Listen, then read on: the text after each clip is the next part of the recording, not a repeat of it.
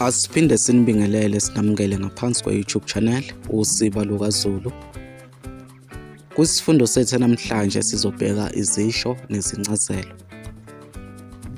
Ake sihambeke sithathe izisho ezimbalwa ebese sibheka ukuthi zichaza ukuthini. Isisho sokuqala ke sizosithatha isisho esithi ukudla umuntu eyithende. Lesi simo ke sokukhuluma sisho ukuhambela umuntu ngemuva ngenhloso yokumenza okubi. Mhlawumbe uma ngabe nisemsebenzini wena bese uyahamba uyokhuluma kabi umuntu kubaphathi ngenhloso yokugaqela isikhundla sakhe, okusho ukuthi lowo muntu usuke umudla ithende. Isisho sesibili ke sizosithatha isisho esithi ukudla imbuya ngothi. Lesi simo ke sokukhuluma sona sisho ukuhlupheka. Umuntu uma ngabe ehlupheka nje eswele sithi udla imbuya ngothi. Isisho sesithathu ke sizosibheka isisho esithi ukudla impondo. Lesi simo ke sokukhuluma sona sisho ukukhohlwa.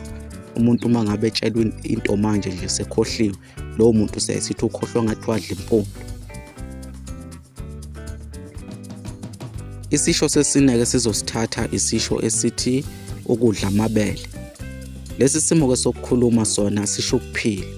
Uma ngabe mhlawumbe umkhulu esaphila sithi usadla amabele, okusho ukuthi usaphila umkhulu. Isisho sesihlanu ke sizosithatha isisho esithi ukudla udaka. Lesi simo ke sokukhuluma sona sisho ukuhlupheka noma ukuswela kakhulu. Isisho sokugcina ke sizosibheka isisho esithi ukudla lihlaza. Lesi simo ke sokukhuluma sona sisho ukuthethisa umuntu ngolaka.